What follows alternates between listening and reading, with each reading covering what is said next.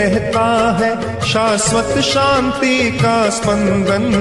उस महाप्रज्ञ को वंदन, उस महाप्रज्ञ को वंदन।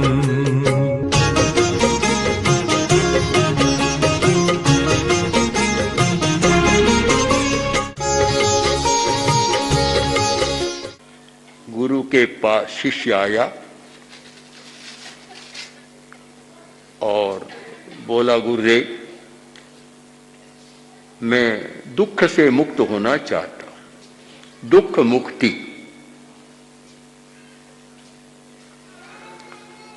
मुझे आप मार्ग बताएं। गुरु ने पूछा, किस दुख से मुक्त होना चाहते हो? दुख अनेक प्रकार के होते हैं, किससे मुक्त होना चाहते हो? कि मैं तो सब दुखों से मुक्त होना चाहता हूं। तो गुरु ने कहा, पहले समझ लो कि दुख है कहां। तुम तो आत्मा हो, आत्मा में दुख है कहां? आरोपण कर रखा है दुख का, इसलिए दुखी बने हुए हो, दुख है नहीं। अनेक नगरों में पूछा, मुंबई वालों से पूछा कि कोई दुख की दुकान हो तो मैं देखना चाहता, उन्होंने नहीं दिखाई। सूरत में भी पूछा, अहमदाबाद में भी पूछा, अभी चित्तौड़ में भीलवाड़ा में भी पूछा कि दुख की दुकान कहीं हो तो बताओ, हम देखना चाहते। किसी ने बताई नहीं। तो फिर है कहां? कहां है दुख की दुकान? तो फिर हम एक वाक्य पर जाएं, महावीर की वाणी का अत्त कड़े दुखे। दुख बाहर नहीं है, व्यक्ति स्वयं दुख पैदा करता है, दुख का निर्माण करता है। बाहर में दुख कहां है? पैदा करता है। तो फिर प्रश्न होगा कि दुख नहीं चाहता। सब्बे पाना शुभ साया दुह पड़ी कूला। सब प्राणी है शुभ साया, सुख चाहते हैं, दुह पड़ी कूला। बड़ा सुंदर वाक्य आचार्य का कि दुह पड़ी कूला, दुख प्रतिकूल है, दुख को नहीं चाहते, सुख चाहते। तो फिर दुख क्यों पैदा करते, दुखी क्यों बनते हैं? एक कारण है, अपने अज्ञान के कारण आदमी दुखी हो जाता है। वस्तु स्थिति को ठीक नहीं जानता और अज्ञान के कारण अप्रयोजन, बिना प्रयोजन के दुखी बन जाता है। हम इसको एक घटना के द्वारा समझ सकते हैं कि एक महिला ने अपने पति से बार बार आग्रह किया कि मुझे हार ला कर दो। बहुत आग्रह था, तो आग्रह को मानकर और पति ने हार लाकर दे दी। बहुत बढ़िया हार, प्रसन्न हो गई। संयोग की बात, एक सप्ताह के भीतर हार खो गया।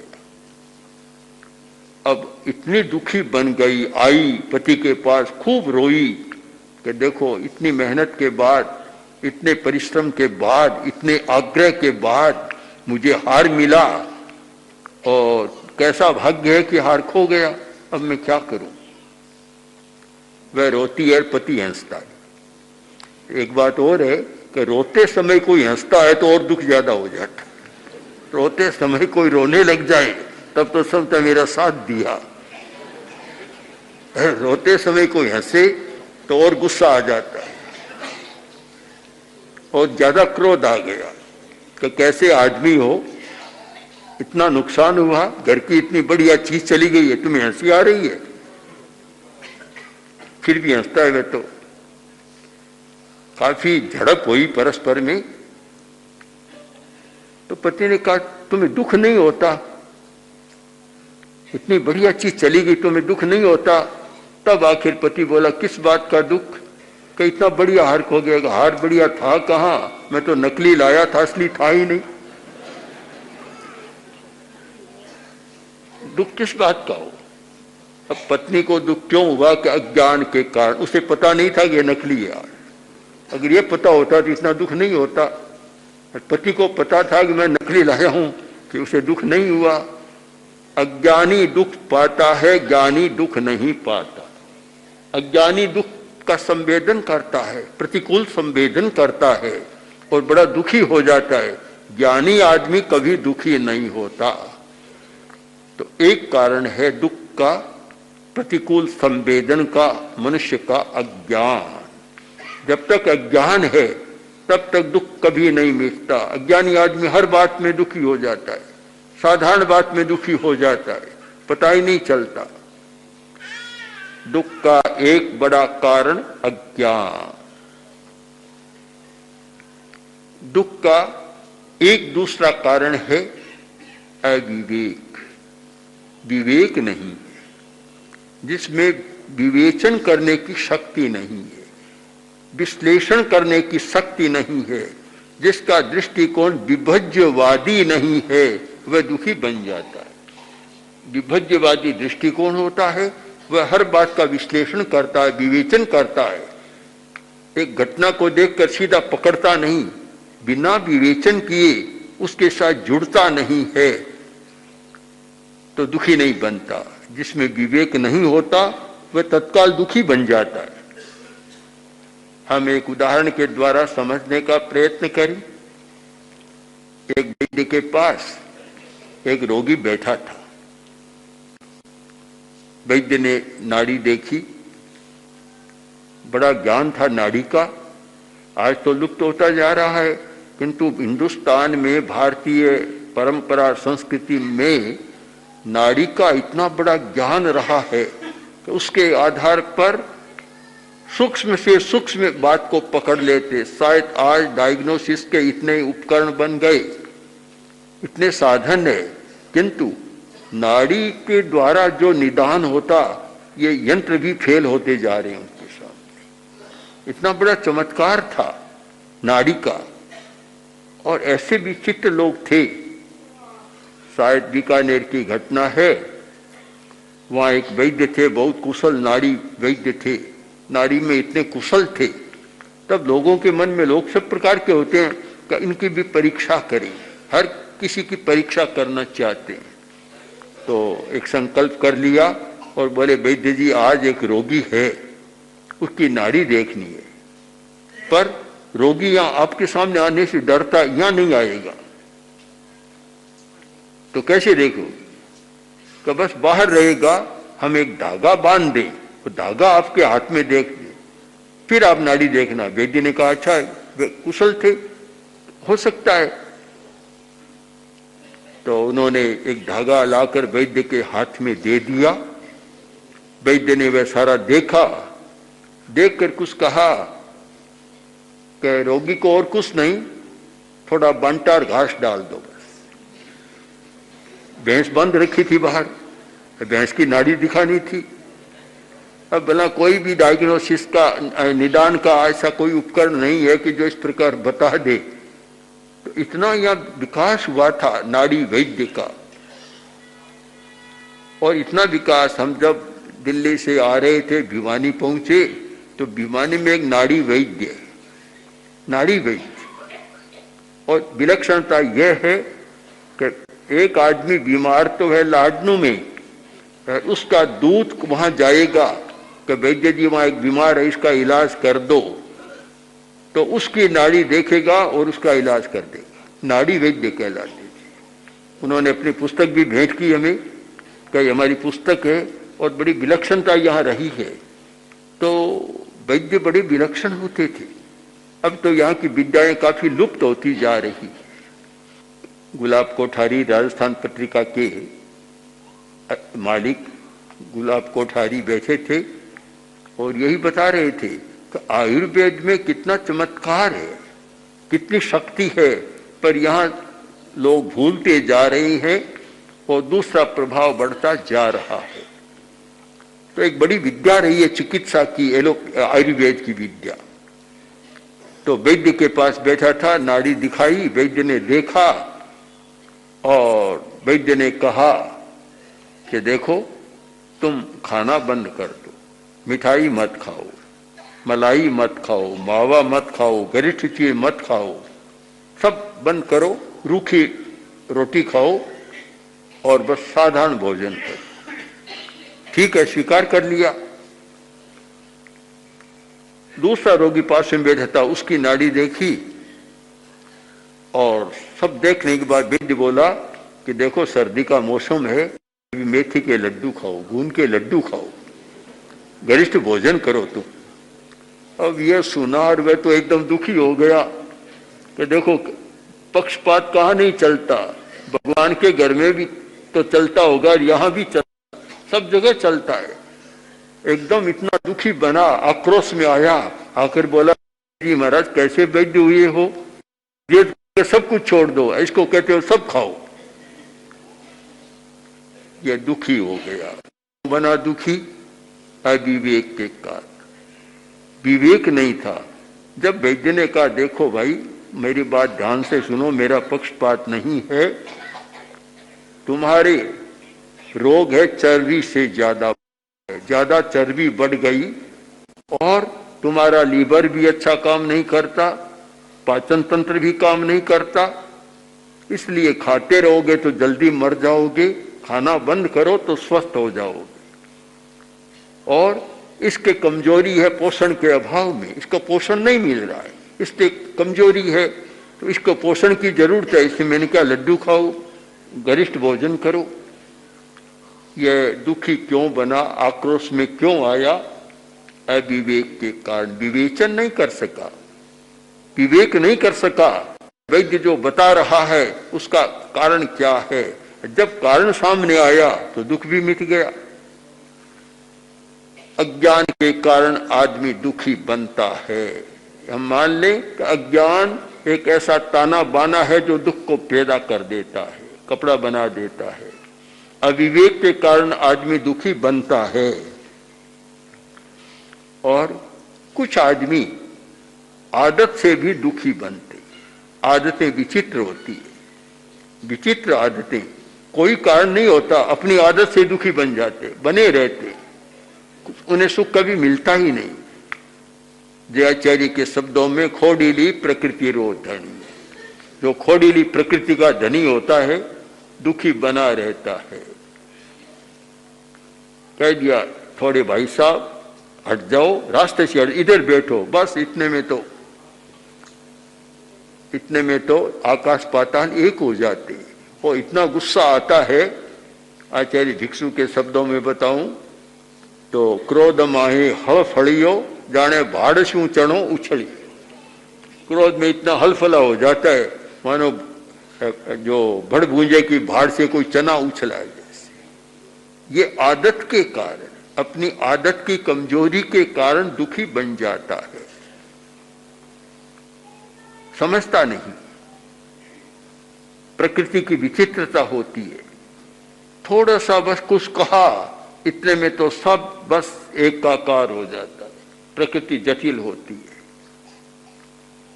एक चौथा कारण है अपने संवेगों भावों पर नियंत्रण नहीं, अनियंत्रण, जिसका अपने संवेगों पर नियंत्रण नहीं है, भावों पर नियंत्रण नहीं, कसाई पर नियंत्रण नहीं है, वह व्यक्ति दुखी बना रहता है, बार बार दुखी बनता है,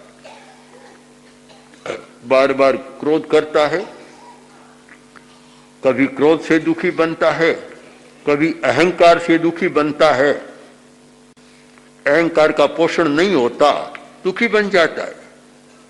बस मैं आया और वह खड़ा ही नहीं हुआ, इतने में दुखी बन गया।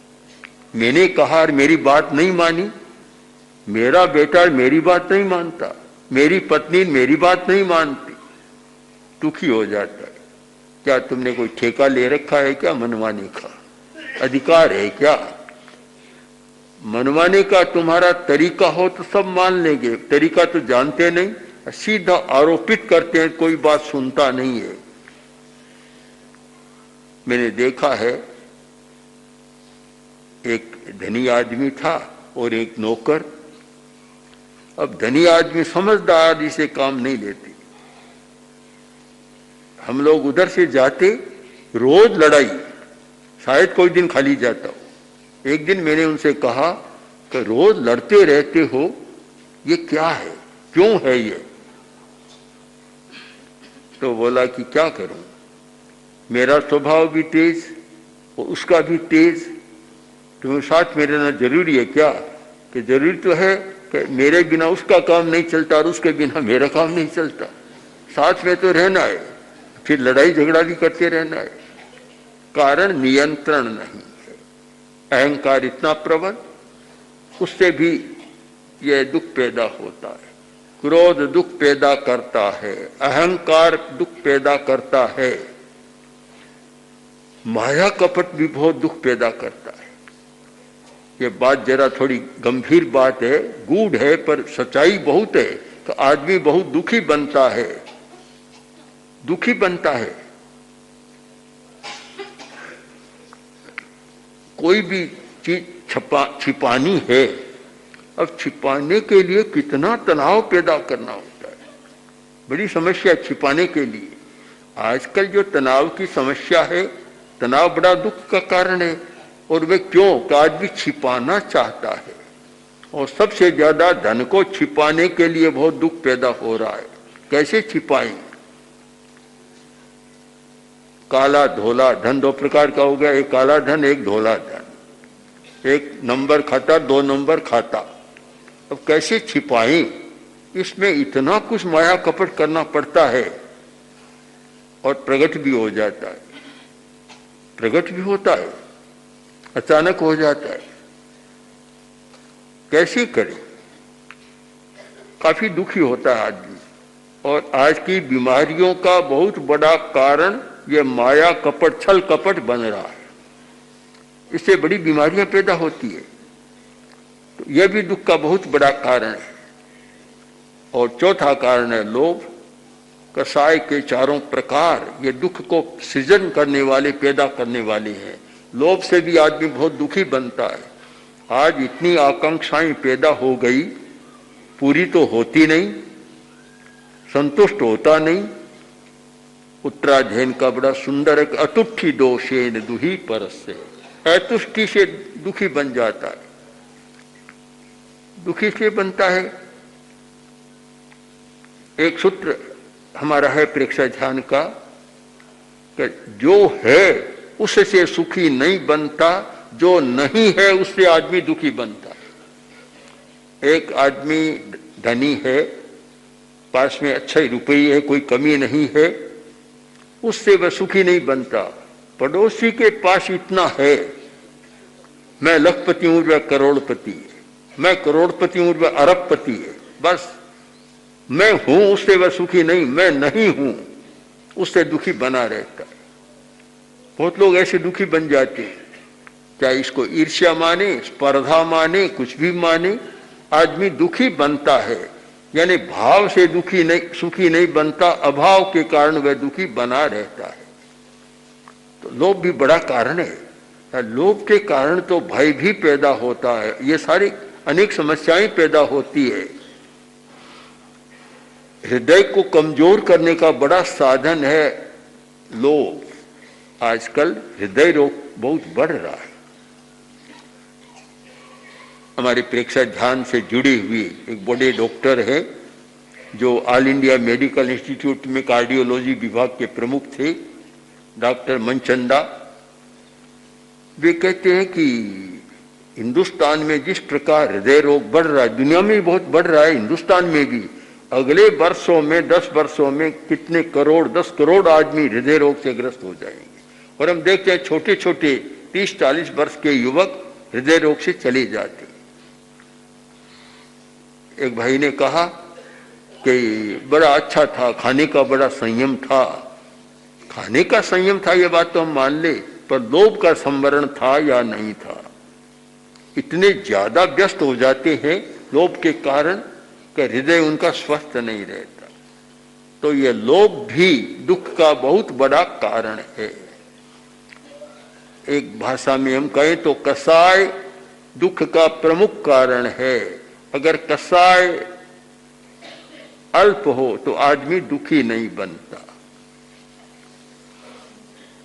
अब एक प्रश्न हमारे सामने और आ सकता है कि आदमी परिस्थिति के कारण दुखी बनता है। गरीब आदमी है, रोटी खाने को नहीं मिलती, दुखी बन जाता है। या और कुछ बीमार है, चिकित्सा का साधन नहीं तो दुखी बन जाता है। ये बाहर के कारण भी दुख के कारण बनते हैं, पर हमें थोड़ा विश्लेषण करना होगा कि वे कारण बनते हैं, दुख पैदा नहीं कर सकते। दुख पैदा होने के कारण हो सकते हैं। दुख तो सारा भीतर से होता है। दुख की परिभाषा है प्रतिकूल वेदनम दुखम, अनुकूल वेदनम सुखम और प्रतिकूल वेदनम दुखम। जो प्रतिकूल वेदन है, आप वेदन न करें आपको कोई दुख नहीं होगा, चाहे परिस्थिति जटिल है, बाहर की समस्याएं हैं, पर अगर वेदन नहीं है तो कोई दुख नहीं होता। रात को सोया है, नींद में है, समस्याएं काफी है सामने, पर नींद में है, दुख का अनुभव नहीं होता, क्योंकि उस समय वेदन नहीं हो रहा है, हमारा चेतन मन काम नहीं कर रहा है। ये चेतन मन पकड़ता है और तब भीतर जाता है, तब होता है। तो यानी दुख है हमारे संवेदन के साथ जुड़ा हुआ। और जिस व्यक्ति ने अपने ज्ञान के द्वारा, अपने विवेक के द्वारा, अपनी प्रकृति, श्रेष्ठ प्रकृति के द्वारा, चौखी प्रकृति के द्वारा और अपने भावों पर नियंत्रण के द्वारा एक स्थिति का निर्माण किया, तो दुख गायब, दुख नहीं होगा। ममत्व बड़ा दुख का कारण है। मेरापन। एक आदमी दिल्ली में बैठा है और कलकत्ता में काम चल रहा है, घाटा लग गया 5-10 करोड़ का, पर उसे कोई पता नहीं है। क्या दुखी बनता है वह? पता नहीं, दुखी नहीं बनता। जब ये पता लगा कि घाटा लग गया, उसी क्षण दुखी बन जाता है। तो जो घटना तो घटित हो गई पहले, घटना तो 10 दिन पहले हो गई, दुखी नहीं बना। तो घटना से आदमी दुखी नहीं बनता।